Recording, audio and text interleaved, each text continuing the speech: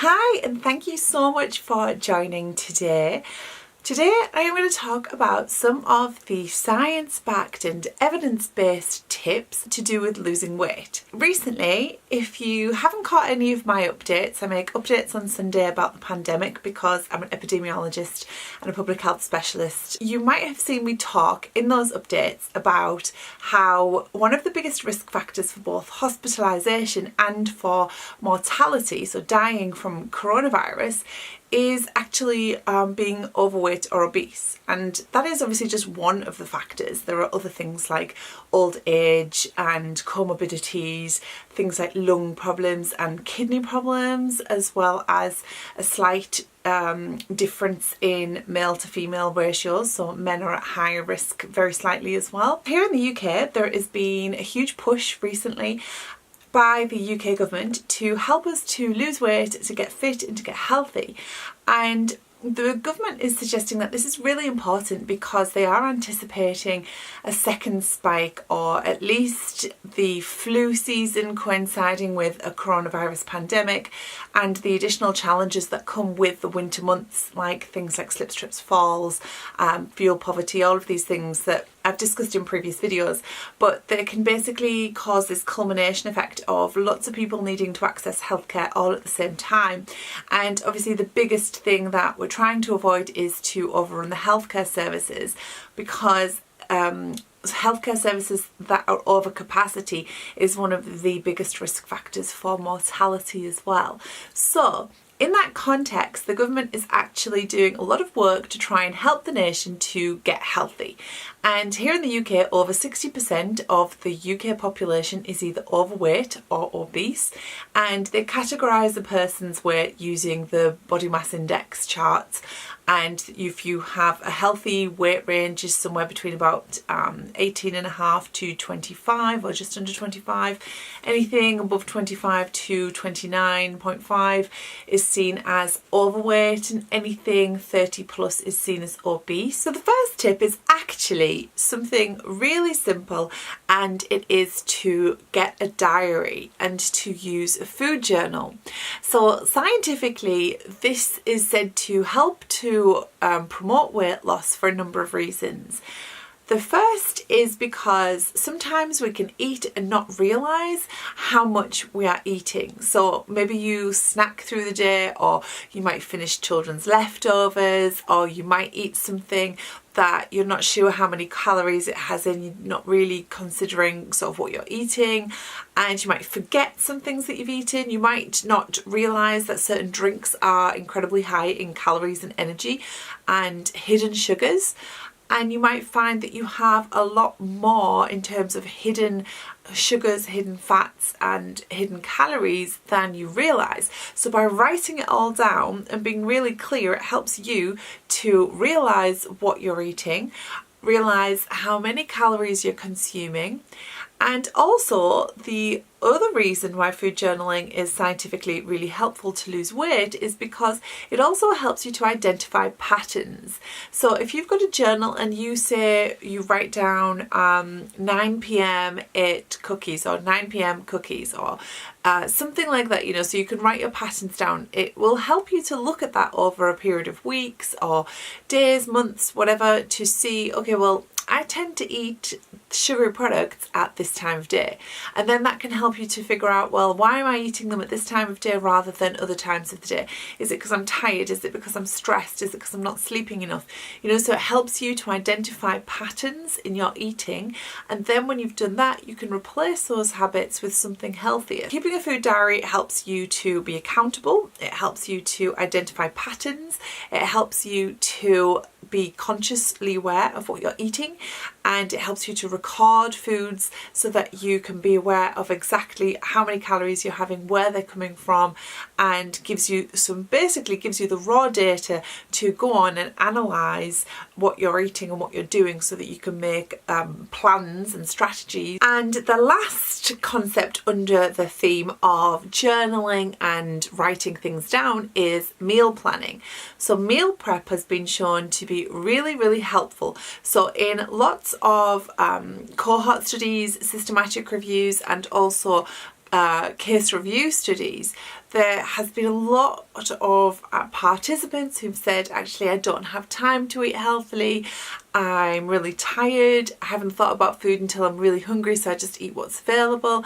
And there's lots of reasons why you might want to eat immediately. And if you plan in advance and meal prep in advance, then it helps to take away that immediate stress and that I don't know what to eat but I'm hungry, so I'm just going to eat something really quick. And it helps you to choose more healthy, nourishing foods that are higher in vitamins, minerals and all of the macronutrients that your body needs to be full and to help you obtain optimal health. So planning ahead, meal prepping, it doesn't have to be onerous. You could just write down a few quick main meals for the week, so maybe 7 main meals, and when you do your food shop, buy the ingredients that you need for those meals so that you know through the week that you've got at least 7 healthy, nutrient-dense meals that you can have at least once a day. So even if the others aren't great, then you know that you're going to get at least one nutrient-dense meal a day. So food prepping, meal planning, writing it down, planning ahead, that's another really good tip to ensure the success of your healthy weight journey. The next tip is everywhere in the academic literature. There are so many papers that talk about things like hidden sugars, refined sugars, poor quality carbohydrates, high sugar foods, high sugar drinks. So the best tip to pull all of that evidence together really is to think about ways that you can cut down, swap or substitute high sugar products for something more wholesome. So for example, in my thesis, one of the things that I looked at was energy drinks, and the amount of sugar that you will see in energy drinks is unbelievable. So your average sort of 500 ml energy drink can contain anywhere between 50 and 70 grams of sugar, and the average person really is recommended, your upper maximum limit should only be between 25 and 30 grams of sugar per day, and that's everything. That's including stuff like ketchup, condiments, any actual foods that you're consuming. So if you drink 2 days worth of your sugar recommended daily allowance just in one beverage, then as a day that is going to really increase the amount of sugars, calories and hidden sugars that you're consuming on a daily basis.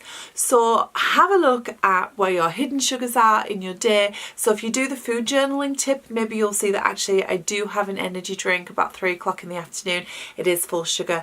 There's 60 grams of sugar. I could even just swap that for a sugar-free energy drink.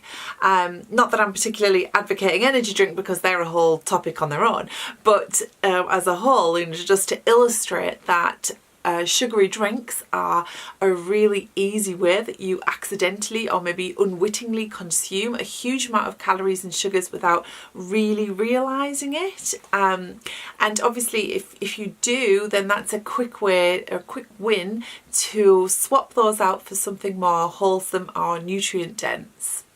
So hidden sugars, have a look at them. You'll be surprised where you find them. Little changes that you can make in order to help you to reduce those hidden sugars. When you're considering your meal, try to think of your macronutrients and how much protein, fibre, carbohydrates you actually need.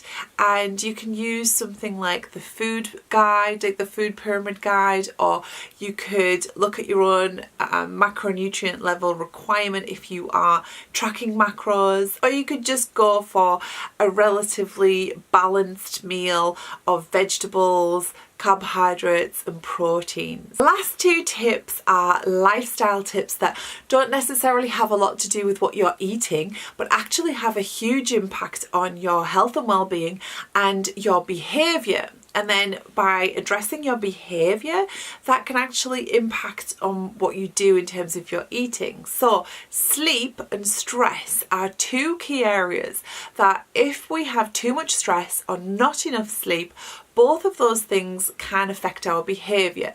They can affect our mental resolve, our psychology. And I won't go into a huge amount of detail here in this video, but I will in future videos. Stress and sleep both have a really big impact on the brain. And if you want more detail on the brain relationship, check out my playlist on brain health. I've talked in great detail about the molecular mechanisms to do with sugar and the brain, sleep in the brain, things like that. So if you do like that kind of thing, check out that playlist. I'll link it below.